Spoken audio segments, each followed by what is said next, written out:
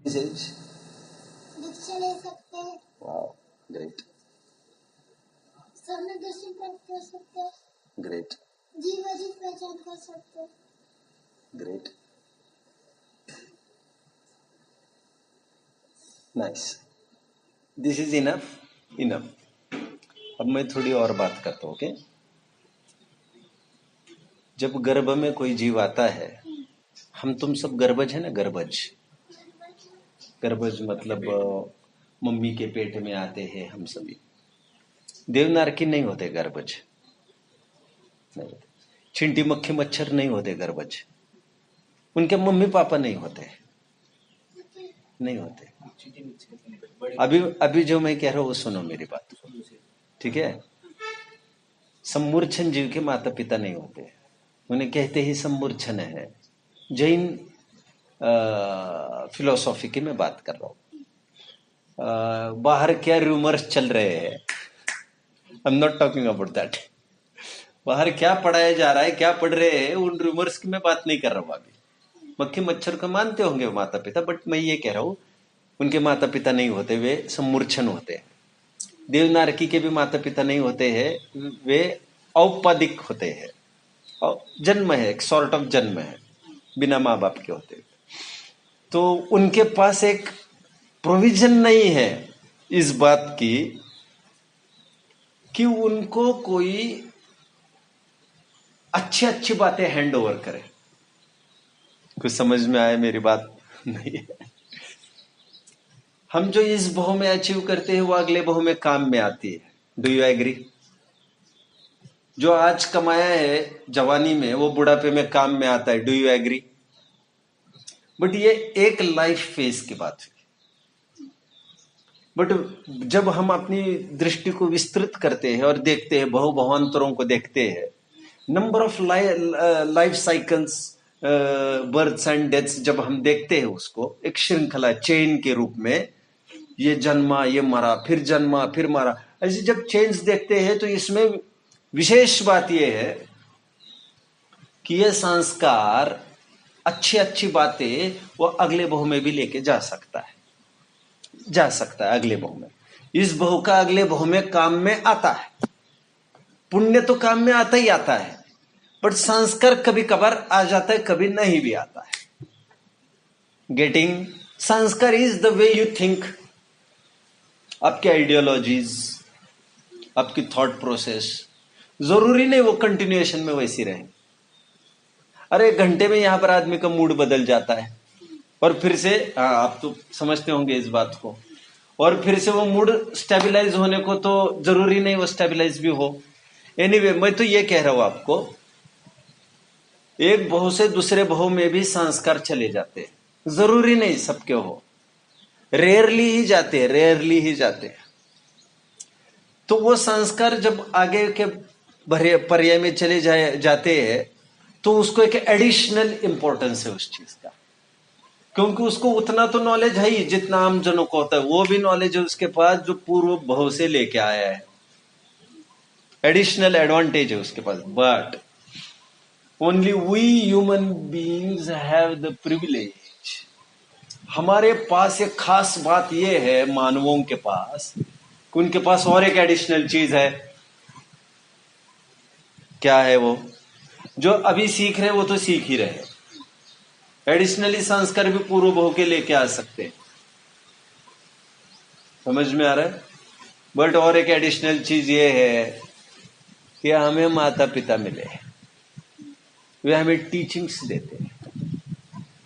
गुरुजन मिलते हैं, टीचर्स होते हैं, अच्छी मॉरल एजुकेशन देते हैं, वे एथिक्स के बारे में बात करते हैं। एंड सोसाइटी तो है ही टीचर। सोसाइटी कहेंगे अच्छे से चलो, अच्छे मूड में ना कहे ढंग से चल नहीं सकते, यह हवा मत थूको, that is also teaching in other language. तो you see with this vision you will come to know कि ये सब एक यूनिवर्सिटी है जहां पर हम रहते हैं। अब मैं उस फील्ड में नहीं जा रहा हूं, मैं ये कह रहा हूं हम सब विद्यार्थी है, मैं अभी ठीक है वो बात। मैं ये कह रहा हूं हमारे पास एडिशनल एडवांटेज ये है, हमारे पास माता पिता की भी टीचिंग्स मिलती है, एंड उनकी टीचिंग्स इनबिल्ट वे उनके एक्सपीरियंस से है। मतलब बाप से यदि बड़ा बनना हो, माँ से बड़ा बनना हो, तो माँ बाप का आज्ञा का पालन करना चाहिए। तो उन्होंने इस एज में जितना अचीव किया है सो फार, तो उतना ही उनके पास है। लेकिन आपने जो अचीव किया है अभी तक, वो इनके पास तो नहीं है। You don't share each and everything with your parents, you can't share. You try to share, you should share, but you can't share, क्योंकि जो देखा वो कहने में कैसे आएगा। तो आपकी एज इज नॉट 8 नाउ, वो नाइसली स्पीकिंग आपकी एज इज पापा की कितनी, 44 45 कितनी, 39 है। 39 प्लस 8 ये आपकी एज है अभी। आप समझे मेरी बात को? पापा जी का पूरा एक्सपीरियंस आपको। क्या कहा, क्या कहते हो आप, क्या कहकर बुलाते हो? पापा। यू शुड से पापा जी, पापा जी। ओके, पापा जी। मम्मी को तो चलेगा, मम्मी एक रिस्पेक्ट का विषय है। एंड मम्मी तो एक प्रेम की बात है, वो तो अपनी अपनी बात है। पापा मम्मी नहीं हो सकते, मम्मी पापा नहीं हो सकते। डांट फटकर एक कहना चाहिए, एक स्ट्रिक्टनेस पापा डेवलप कर सकते हैं। राइट दोनों को है, आचार्य भी उपाध्याय का काम कर सकते हैं, उपाध्याय भी आचार्य का काम कर सकते हैं, बट एक स्पेशलाइजेशन होती है। स्पेशलाइजेशन, उपाध्याय पढ़ाते हैं, आचार्य अनुशासन प्रशासन करते हैं। आपको बाउंसर जा रहा है थोड़ा कि है, अरे भाई ये हुई ना बात, तो आप फॉलो कर रहे हैं मुझे, राइट? सब फॉलो कर रहे हैं जो जो मैं कह रहा हूं, है ना? But your face is not that cherished which should be. आपका चेहरे में वो मजा नहीं आ रहा है, आप सेटिस्फैक्शन नहीं झलक रहा है। एनीवे, ठीक है ठीक है। तो मैं ये कह रहा हूं, हमारे पास माँ बाप है और किसी के पास नहीं है, और किसी के देवनारकियों के पास नहीं है, समूर्छनों के भी नहीं। तो माँ बाप होने का फायदा ये है कि उनके एक्सपीरियंस हमें मिल जाता है, टीचिंग्स मिल जाती है। एक एक चीज हम कैसे एक्सपीरियंस करेंगे, लाइफ इतनी छोटी है। तो मम्मी का एज, पापा का एज, वो ऐड करके हमारी लाइफ खड़ी होती है। टीचर का age, and teacher not just एक टैग वाले teacher, everyone is teacher here. जब ये आपको ये कह रहे अच्छे से चलो, तो he is a teacher, he is teaching you something. तो मैंने अभी तक ये कहा कि आपको कि ये हमारा एडवांटेज है कि हमें मम्मी पापा के टीचिंग्स मिला है। खैर, मैं तो जो बात कहने वाला था वो तो मैं बात कह ही नहीं पाया। मैं तो ये तो all of a sudden this came crypt inside. मैं तो ये कह रहा हूं कि जो लाइफ साइकिल्स चल रहे हैं हमारे, जन्म मरण जन्म मरण, तो उसमें जब आदमी, जीव, मनुष्य गर्भ में आता है, वोम्ब में आता है, तो उसको वहां पर डेवलपमेंट धीरे धीरे धीरे चालू होता है। ये आपने फोटोज देखे होंगे कहीं डॉक्टर के पास, हॉस्पिटल्स में लगे हुए, कि एक डेवलपमेंट होता है, मैच्योरिटी होती है, ब्रेन डेवलप होता है, हाथ डेवलप होते हैं, पैर डेवलप होता है, वैसे माइंड भी उसका डेवलप होने लगता है। तो हमारे यहां जैसे गवर्नमेंट लोक में जैसे मैच्योरिटी एज तय है, मैच्योरिटी एज तय है। जैसे you are considered to be mature at 18। After 18 आपको ड्राइविंग का लाइसेंस मिल सकता है, बिफोर दैट इम्पॉसिबल। लड़की शादी कर सकती है 18 में, कर सकती है, नहीं कर सकती? क्यों? अरे मैं कह रहा हूं आपको, ऐसे है, रूल्स है ऐसे, गवर्नमेंट के रूल्स है, कर सकते, इससे पहले नहीं कर सकते। उसके एक मैच्योरिटी पीरियड तय कर ली। Getting? Do you know one thing, amazing thing, 18 साल के पहले नाबालिग माना जाता है, इमैच्योर माना जाता है। यदि उससे कोई बहुत बड़ा अपराध हो जाए तो वो शिक्षा का भागी नहीं है, सजा का भागी नहीं है, उतनी सजा का। यह माना जाता है कि इनोसेंट है अभी, और किसी के प्रभाव में आकर कुछ किया होगा तो दैट इज कंसिडरेबल। कुछ समझ में आ रहा है मैंने क्या कहा? समझ में आया? 18 साल के पहले यदि किसी ने कुछ शूट किया किसी को तो उसको उतनी बड़ी सजा नहीं है, क्योंकि यह माना जाता है कि अब इसका दिमाग खराब ठीक डेवलप्ड नहीं है। दिमाग तो खराब हुआ ही है जब बंदूक उठाई है, लेकिन अभी दिमाग उतना डेवलप्ड नहीं है। गेटिंग, मुझे क्या कहने, गेटिंग। तो 18 साल के बाद वोट कर सकते हैं। 18 साल एक ऐसा कहा है ना, जैसे प्रेसिडेंट कितने एज के बाद हो सकते हैं? ये सिविक्स में पढ़ते होंगे आप लोग, कितने एज? अरे ना ना, 45 वगैरह ऐसे कुछ होगा, मुझे ज्यादा नहीं याद भैया, आप देख लेना। जज कब हो सकते हैं, प्रेसिडेंट कब हो सकते हैं, कब क्या है, तो सबका अपना रूल्स है कि एज फैक्टर तो सबका अपना अपना एक मैच्योरिटी पीरियड है फॉर। बट मोर ओवर ये एफिक्स किया हमने कि 18 साल ये एक मैच्योरिटी पीरियड है जनरली। तो ये लोक की व्यवस्था है, लोक की व्यवस्था। तो ठीक उसी प्रकार जैन धर्म में 8 साल एक मैच्योरिटी पीरियड माना गया है। तो इसमें माइंड डेवलप होता है अच्छे से। Do you know one amazing fact कि 8 साल के पहले कोई ग्रहित मिथ्या तो नहीं कर सकता, उसको पाप नहीं लगता। 8 साल के पहले किसी ने आलू प्याज भी खाया हो, पाप नहीं लगता का तात्पर्य पाप लगता है, बट दैट इज निग्लिजिबल, क्योंकि इनोसेंस, अभी बच्चा है, संभल जाएगा, समझ जाएगा। बच्चे तो छोटे छोटे बच्चे तो शूशू शीशी कर लेते हैं बिछाने पर, बेड पर, तो उनको कोई मारता थोड़ी है, अरे बच्चा है। अब जब बड़ा हो जाएगा तो कर लेगा ये सब अपने आप। बड़ा होने के बाद तो डांट फटकार मिलती है। तो अभी बच्चा हो क्या ऐसा कहा जाता, मतलब बच्चों से एक्सपेक्ट क्या है, मतलब छोटे उम्र में एक्सपेक्टेड है। एनीवे, मैं आपको ये कह रहा था 8 साल एक बेंचमार्क है जबरदस्त। मैं actually I had plan to write something for you, तो बट वो अधूरे में रह गया actually due to lack of time. I didn't have any time. तो मेरा तो मैंने प्लान किया था, बट जो प्लान करता उससे अच्छी शिक्षा मैं अभी दे रहा हूं आपको, ठीक है? तो 8 साल एक बेंचमार्क है, बहुत जबरदस्त, एक प्रोमिनेंट पार्ट है। तो 8 साल के इस तरफ देखो तो अज्ञानता है, और 8 साल के उस तरफ देखो तो एक प्रकार की मैच्योरिटी है, समझ है, समझ। तो 8 साल के पहले कोई पाप करता है, यदि ग्रहित मिथ्या तो भी करता है, वैसे ग्रहित मिथ्या तो उसको होता नहीं है। आलू प्याज आदि जो भी कुछ खा लेता है जो भी कुछ हो, तो उसको इतना पाप नहीं है 8 साल के पहले। कोई समझ में आ रहा है आपको? लेकिन क्यों वो पाप इसलिए नहीं है, वो पाप माता पिता में शेयर होगा। समझ में आया?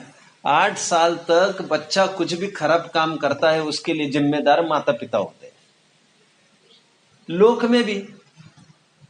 में भी और धर्म में भी। कुछ समझ रहे हैं मेरी बात को? बट 8 साल का होने के बाद पूरी जिम्मेदारी हमारी होती है। अभी ये पगड़ी रस्म है, पगड़ी रस्म हमारी पगड़ी रस्म आप नहीं समझ, अभी तक का पूरा फॉलो आपने तो किया होगा, राइट? अभी जो कह रहा आपने तो पूरा फॉलो किया होगा। चलो, दिस में help him some years after, यदि रिकॉर्डिंग होगा तो you may be benefited by that some years after. क्योंकि ये होता है कि वस्तु सामने होती है और समझ बाद में आती रहती है, एक विकृति है ये मानव की। समझ में आ रहा है? जब चल चुका होता है तब उसको होश में आता है सब। एनीवे, बट देर से भी होश आने में तो कोई खास दिक्कत नहीं है, क्योंकि वो होश आना अच्छी बात है। देर सबेर लौट कर बुद्धू घर पर आए, है ना? ऐसे ऐसी जो कहावत है वो इसी को कहती है। एनीवे, आप क्या नहीं समझ रहे थे जिसके लिए हाथ ऊपर किया? अभी एक वर्ड कह रहा था जिसके लिए आप हाथ ऊपर कर रहे थे, तो ये मतलब एक साइन कर रहे थे कि वो समझ में नहीं आया, इसलिए मैंने पूछा। सब समझ में तो आ रहा है? प्रेसिडेंट की एज नहीं नहीं नहीं, वो नहीं, अभी अभी लेटेस्ट लेटेस्ट पगड़ी रसम, दैट्स इट। अभी ये हम नहीं याद रख सकते इतना, अभी आपको क्लिक हुआ ये पगड़ी रसम का। पगड़ी रसम एक ऐसी रसम है, बाप मरने के बाद, जब बाप मरने के बाद तो बालक ही सब कुछ है, तो he is considered to be matured.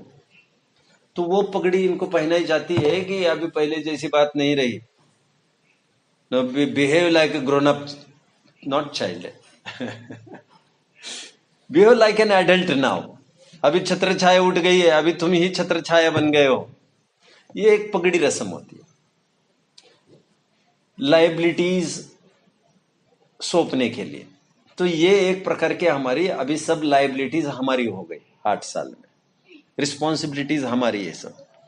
जो भी कुछ होगा तो जो भी सरकमस्टेंसेस होंगे उसके लिए रिस्पॉन्सिबल हम होंगे। गेटिंग। पहली बात मैं आपको कहूंगा कि 8 साल के आपने काफी क्वालिटीज कही है, दे वेर इनफ। 8 साल में दीक्षा ले सकते हैं, आपने अच्छी बात कही। 8 साल में प्रक्षाल is a nice word my dear, है ना, प्रक्षाल कर सकते हैं। 8 साल में आहार दान भी कर सकते हैं, 8 साल के पहले आहार दान भी नहीं कर सकते। 8 साल एक मैच्योर्ड एज मानी गई जैन दर्शन में। 8 साल के बाद बहुत बड़ी बात, जैसे अभी खास बात करें तो सम्यक दर्शन की प्राप्ति होती है, अणुव्रत की भी प्राप्ति हो जाती है। महाव्रत की ही जब बात कर रहे तो ये तो इनबिल्ट है ये सब। त्रियंशों का ऐसा नहीं है, ना देवनारकियों का है। इस मामले में उनको माँ बाप नहीं मिले, बट इस मामले में वे तो कुछ महीनों में सम्यक तो कर लेते हैं। त्रियंश कुछ महीनों में सम्यक तो कर लेते हैं। कुछ महीनों का तात्पर्य ये है, ये डिफर करता है। बंदर है, गाय है तो 3 महीने, किसी को 8 महीने, ऐसा ऐसा ऐसा वो डिफर करता है। उनको 8 साल की जरूरत नहीं होती है, लाइफ स्पैन ही उनका 8 साल होता है कई जनों का।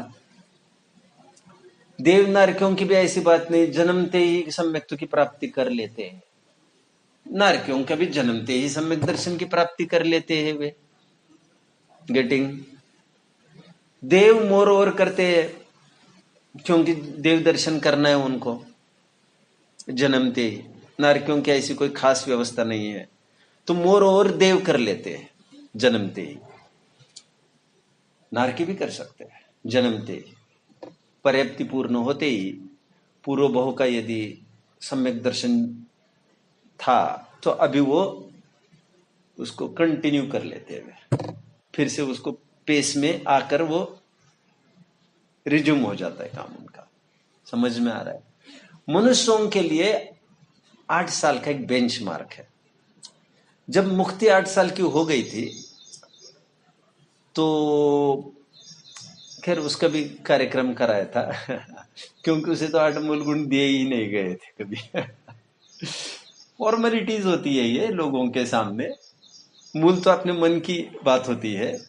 तो मुझे विकल्प आए कि जब जन्म हुआ था मुक्ति का 45 दिन के बाद भी देते 8 मूल गुण, तो तब तो मुक्ति को होश नहीं थी, हमें भी होश नहीं थी। मुक्ति के माँ बाप ही समझदार नहीं थे, तो मुक्ति के समझदार होने का सवाल ही नहीं खड़ा होता है। तो समझदार मतलब इस दिशा में, धर्म का तो नॉलेज हो गया था मुझे, उसकी पुट पड़ गई थी। तो 8 मूल गुण वगैरह लिए थे मुक्ति ने, तो पता ये चला 8 मूल गुण में अपने 8 मूल गुण दिला दिए समाज के सामने। लेकिन बाद में ये चला उसको रात्रि भोजन त्याग भी कराना चाहिए था सबके सामने, क्योंकि ऐच्छिक है। Sky is also not the limit ऊपर चढ़ने के लिए किसने मना किया प्रतिज्ञा के लिए? तो रात्रि भोजन का भी त्याग करना चाहिए। तो once when I was undergoing some scriptures, मैं पढ़ रहा था, if I am not wrong, जटानंदी का एक ग्रंथ है, अब मैं भी भूल रहा हूं फिलहाल, मैं थोड़ा देखूंगा तो मिल जाएगा। उन्होंने ग्रंथ में लिखा है कि 3 मकर और 5 उदंबर का त्याग तो नॉन जैन्स के लिए, ये तो नॉन जैन्स के लिए है, अपने लिए नहीं है ये। मतलब वो तो इनबिल्ट है ही है, यू आर स्पेशल। ये रात्रि भोजन वगैरह ये ही 8 मूल गुण हैं जो 8 साल में दिलाए जाते हैं। ऊपर से अलग से कुछ नहीं होता है। और वे 8 मूल गुण जो उन्होंने, उनको हमने देखा ही नहीं, ना उदम्बर देखे, ना समझ में आया। तो उसके तो क्या बात, उपलब्धि की क्या बात है उसमें। तो एक बात ये हुई, मुक्ति दीदी को 8 साल होते ही मैंने एक काम चालू कराया था। और मैंने ये कहा था कि बेटा 8 साल हो गई हो, यू आर एलिजिबल फॉर सम्यक्त्व नाउ। सो फार हम पढ़ते तो आ रहे थे, बट ग्रंथों की निगाह में इतना ही है कि दैट वाज जस्ट रटा रटी। बट अभी 8 साल की हो गई हो, एलिजिबिलिटी हो गई है सम्यक दर्शन की, you should step ahead. In what direction? जो कारणभूत है सम्यक दर्शन का वो है सामायिक। क्या है? मेडिटेशन। मेडिटेशन। तो मैंने मुक्ति को यह कहा था कि आपको रोज सामायिक करना है। तो उस दिन से उसने रोज सामायिक चालू किया। सामायिक मतलब हम आंखें बंद करके आत्मचिंतन करें, आत्मचिंतन ही करें। आत्मचिंतन मतलब पंचपरमेष्ठि का चिंतन करें। पंचपरमेष्ठि आत्मा की ही पार्ट है, वो गए आत्मा से अलग थे। प्रभु पंच भी देखो अहो एक आत्म के अंदर। 5 परमेष्ठि भी आत्मा का ही पाया, वो तो आत्मा ही है।